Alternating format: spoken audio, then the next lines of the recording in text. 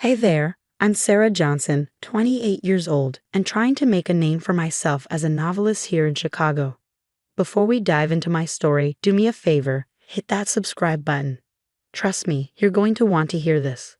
So there I was living in a cramped little apartment downtown, juggling my writing career with a part-time barista gig. Glamorous? Not even close. But I was managing. My family has always been a huge part of my life, especially my Aunt Linda and her son, Matt.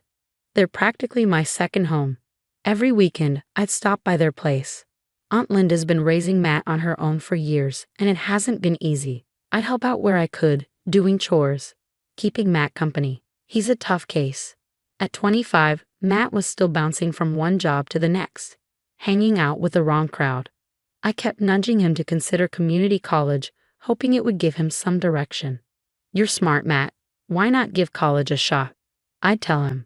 He'd just shrug and mutter, "What's the point? It's not going to change anything."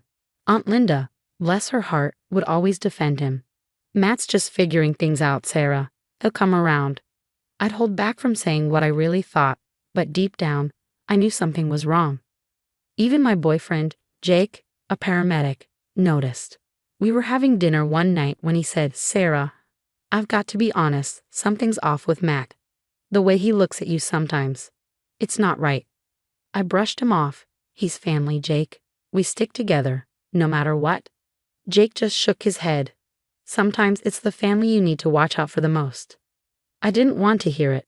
Matt was my cousin, end of discussion. Sure, he had issues, but who didn't? Little did I know, Jake's words would come back to haunt me. It was a regular Tuesday night. I was curled up on my couch, working on a chapter when my phone rang. It was Matt, and he sounded panicked. "Sarah, I need you now. It's an emergency." My heart raced. "Matt, what's wrong? Are you okay? Just come over. Please, I can't explain over the phone." Without a second thought, I grabbed my keys. Family first, right? I had no idea that I was driving straight into a nightmare. The drive to Aunt Linda's felt like it took forever.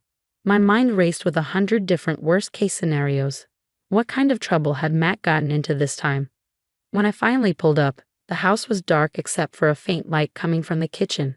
Something felt off, but I shoved the feeling aside. Family needed me.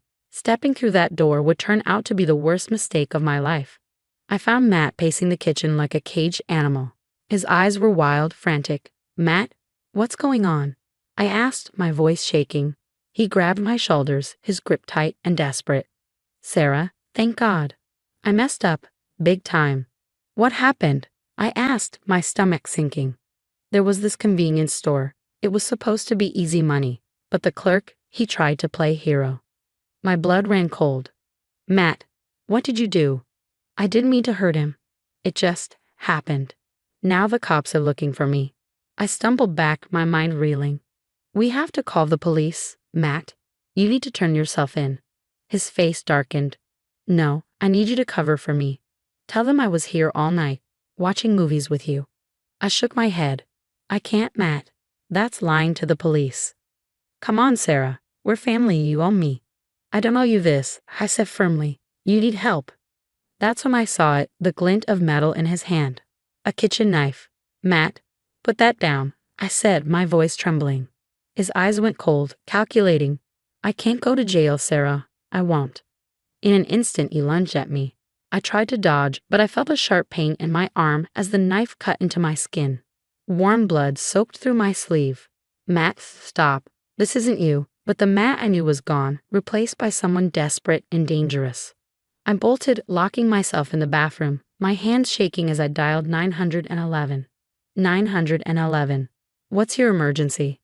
"It's my cousin. He attacked me. He has a knife. Please hurry." I could barely get the words out, my voice trembling. From the other side of the door, I heard Matt banging, his voice filled with rage, completely unrecognizable. "Sarah, open this door. You can't do this to me." Sirens began to wail in the distance. The banging suddenly stopped.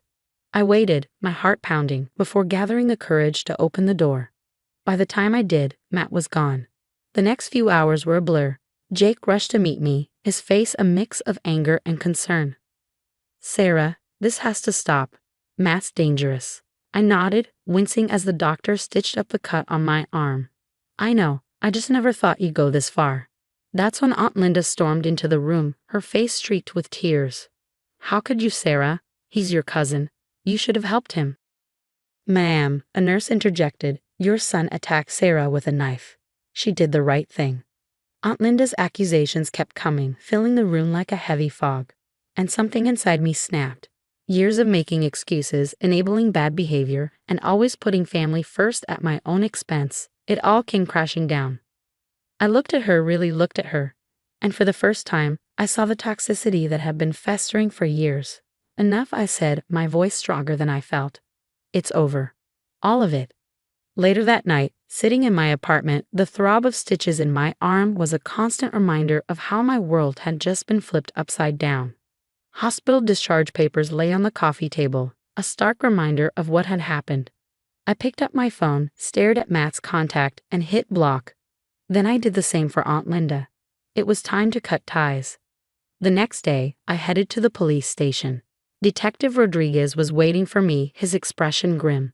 Miss Johnson, thanks for coming in. We need to talk about Matt. I nodded, bracing myself. What do you need to know? We believe your cousin might be involved in a series of robberies and assaults. Can you tell us exactly what happened that night?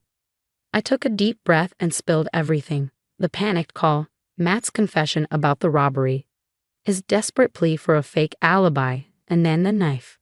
He just snapped. I've never seen him like that before. It was like he was a stranger. Rodriguez leaned forward, his voice steady. You did the right thing coming forward. We'll make sure you're protected. As I left the station, my phone buzzed. It was Jake. How'd it go? It's done. I told them everything. I'm proud of you, Sarah. Want me to come over? I hesitated. Actually, I think I need some time alone to process. That night, I sat at my laptop, my fingers flying across the keyboard.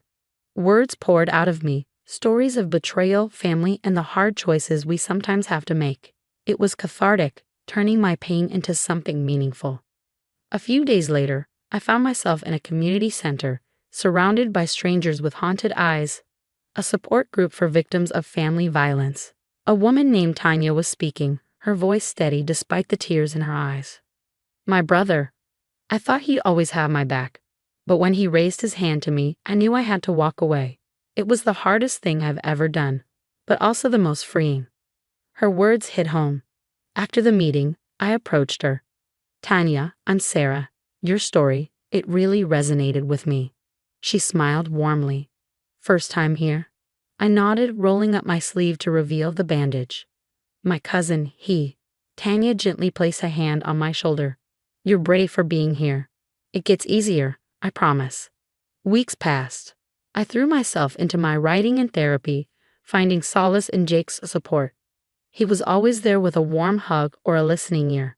I started to feel like I was rebuilding my life, piece by piece. But then one afternoon, my phone rang. Unknown number. Hello? Sarah, it's Linda. My blood ran cold. Aunt Linda, I told you not to. Please just listen. Matt's in trouble. He needs you. We're family, remember? I gripped the phone tighter, my voice steady. Family doesn't try to stab you, Aunt Linda. I'm done. How can you be so selfish after everything we've done for you? I ended the call, my hands shaking. Jake found me an hour later, curled up on the couch. Hey, what happened? I looked up at him, feeling exhausted. I think I need to get a restraining order. Just as I was beginning to regain some control, Detective Rodriguez called. Miss Johnson, we've got him. Matt was arrested in Nevada for another crime. They're bringing him back to Chicago. I let out a breath I didn't realize I was holding. It's over. Not quite, Detective Rodriguez said. We'll need you to testify. Can you do that? I thought about Tanya, the others in that support group, and the story I was writing. This wasn't just about me anymore. It was about breaking the cycle, about standing up and saying enough is enough. Yes, I said, my voice stronger than I expected. Yes, I can do that.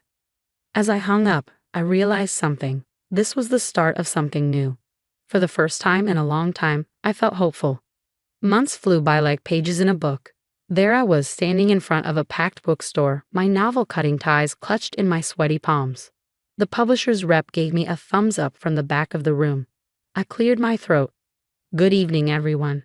I'm Sarah Johnson, and I'm here to read from my debut novel. As I read, I saw heads nodding, tears being wiped away. My story was resonating with people. After the reading, a young woman approached me, her eyes red-rimmed. Your book, it's like you've lived in my shoes. Thank you for writing it. I smiled, a warmth spreading through my chest. You're not alone. That's why I wrote it. Just as I finished signing the last book, my phone buzzed. It was Detective Rodriguez. Miss Johnson, we need you to come down to the station. There's been a development in Matt's case. At the station, Rodriguez dropped a bombshell. We've linked Matt to a cold case, a fatal hit and run from 3 years ago. The victim's family has been waiting for justice. I felt the room spin. Of God, I had no idea. Your testimony is more important than ever now. Are you still willing to take the stand? I nodded, my resolve hardening. Absolutely. As I left the station, my phone rang again. It was Aunt Linda. Sarah, please. I know I've made mistakes, but Matt needs you. He's facing serious time. Just speak to the judge. Tell them he's a good boy who made a mistake. I took a deep breath. Aunt Linda, listen to me. Matt isn't a good boy who made a mistake. He's an adult who's made terrible choices. He attacked me with a knife. He killed someone in a hit and run. I can't lie for him. I won't. But we're family. How can you turn your back on us? Family doesn't mean enabling destructive behavior. I'm done. Please don't contact me again. I hung up, feeling a weight lift off my shoulders. The day of the trial arrived, and as I took the stand, I saw Matt for the first time since the attack. He looked small and defeated, but when our eyes met, I saw a flash of the anger that had always simmered beneath the surface. Miss Johnson, can you tell the court what happened on the night of April 15th? I took a deep breath and told my story, every detail, every fear, every moment of betrayal. When I finished, the courtroom was silent. The verdict came swiftly, 20 years. Weeks later, I was back at the bookstore for another signing when Jake showed up, looking nervous. He approached me and dropped to one knee, pulling out a ring. Sarah, you're the strongest person I know. Will you marry me? Tears welled up in my eyes. Yes, 1,000 times yes. As we celebrated that night, my phone buzzed with an email. I nearly dropped it when I read the subject line. Hollywood's calling. Babe, they want to turn your book into a movie. You did it, Sarah. You turned all that pain into something beautiful. I looked at Jake, then at the ring on my finger. I thought about the movie deal, the success of my book. And then I thought about Matt, sitting in a prison cell, and Aunt Linda, alone in that big house. No, I said, smiling, we did it. I couldn't have done any of this without you, without the support group, without everyone who believed in me. As we toasted to new beginnings, I realized something. The family you choose, the one you build with love and trust, is the one that truly matters. This intense story of betrayal, family loyalty, and personal growth has come to an end. At what point do you think family loyalty should end? Was Sarah right to testify against Matt, or should she have protected him despite his actions? We'd love to hear your thoughts in the comments. Have you ever had to choose between family loyalty and doing what you believed was right? How did you handle it? If this story resonated with you, please hit that like button and subscribe for more thought-provoking content.